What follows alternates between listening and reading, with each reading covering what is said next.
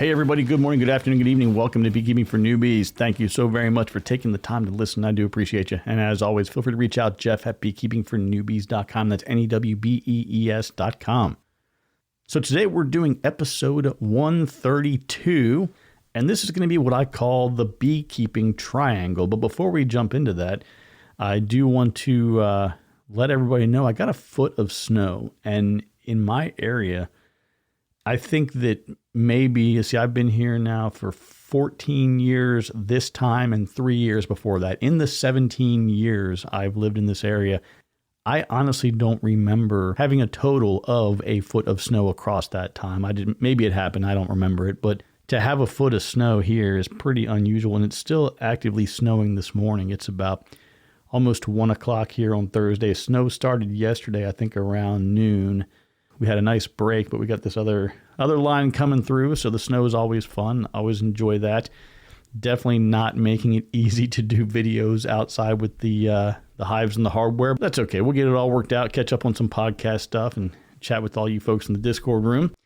So today, the Beekeeping Triangle, what is it? So when I was in technology years ago, I worked with a guy who was an absolutely great guy. I love him to death. His name is Mark. He started out as a teammate, coworker, got promoted up to a leadership role within the team. Very blessed to be a part of his team and to work with him and the rest of the crew there. But one thing that we did as part of our job was to consult with our customers around what we called professional services.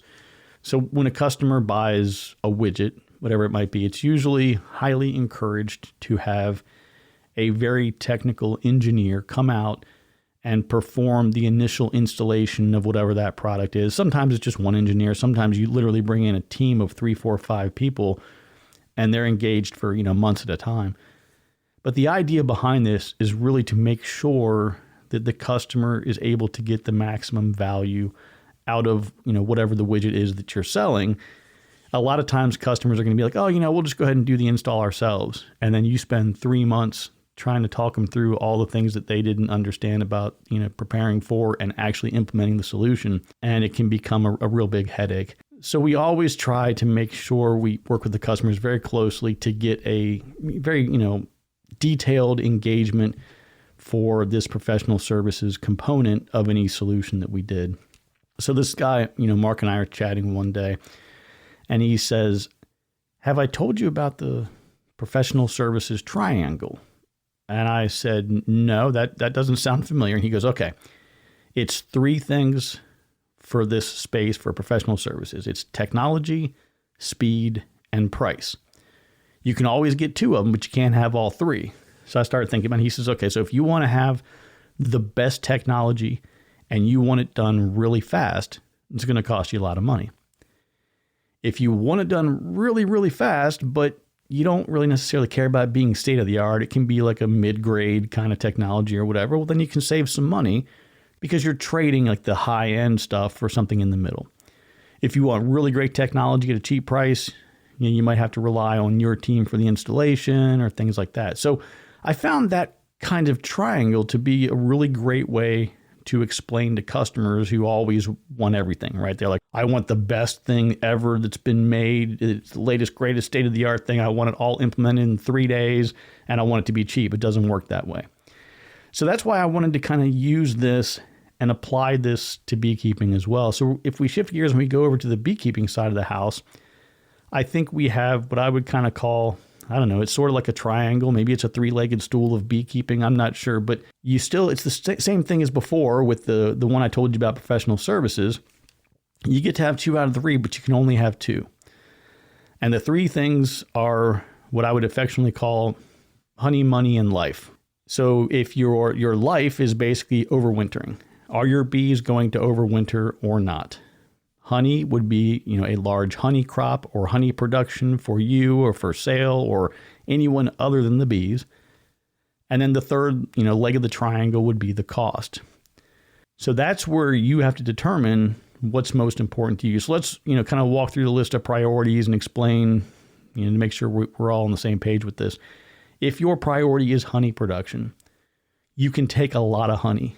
You can overwinter your bees, right? You can do both of those.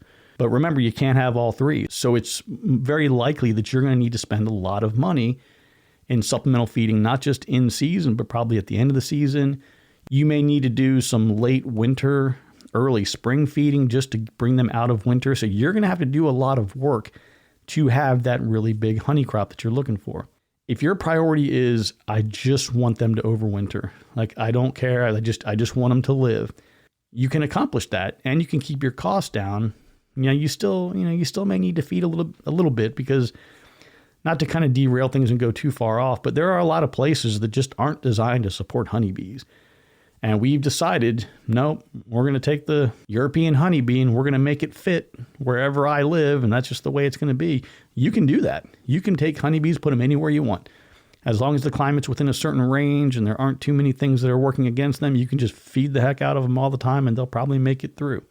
But the idea, at least in my mind, is finding a way to let your bees be self-sufficient. If they are able to sustain themselves in your area naturally, then that to me is kind of the holy grail. Like that's where you want to be. That's what you want to get to. But in the model of just focusing on overwintering, then you're not going to take the honey. So you're going to leave the honey behind for them. And then you're going to monitor things. You're going to see, okay, is the amount of honey that they get in the spring, is that enough? And then you'll have to do some approximating and guesstimating and trying to figure out what they're going to need to get through the winter. Whole separate discussion. But again, you're keeping your costs down by allowing them to keep all of their honey. And of course, obviously, in conjunction with that, you've got to have a sound IPM strategy in place.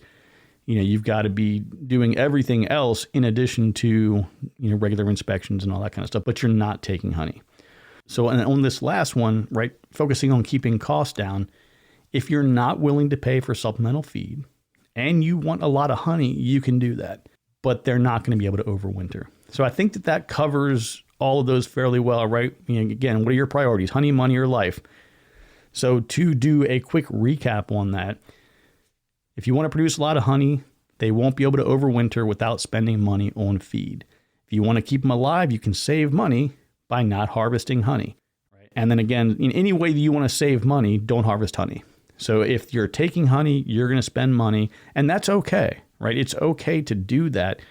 What I would tell you is do a little bit of research up front on the most nutritious ways to feed your bees. When you're taking the best thing for them, which is their honey, and you're replacing it with supplements and other things, do the research to understand what are the amino acids that they need, what's a good balance of carbs and protein.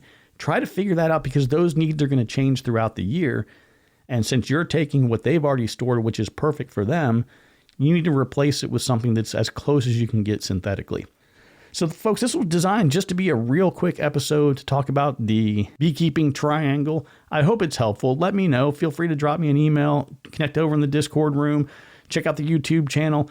I'm probably going to be finally getting this video done today that I've recorded footage for on just hive placement. It's a very generic, just showing a couple of tips and tricks for placing hives out in the yard. But outside of that, take care, be kind to one another, and remember that I love you. There's nothing you can do about it. We'll talk to you soon.